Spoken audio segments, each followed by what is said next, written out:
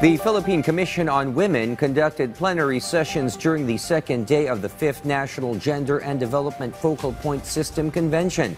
The event, with the theme Reaping Gains, celebrating milestones and strengthening the roles of GFPS for gender equality and women's empowerment, aims to tackle the crucial steps towards sustainable gender and development across various government agencies. In the media field, the Presidential Communications Office, People's Television Network, and PCW discussed the current situation of women. PTV correspondent Vel Custodio emphasized the challenges faced by women in the media and film industries as well as in digital spaces.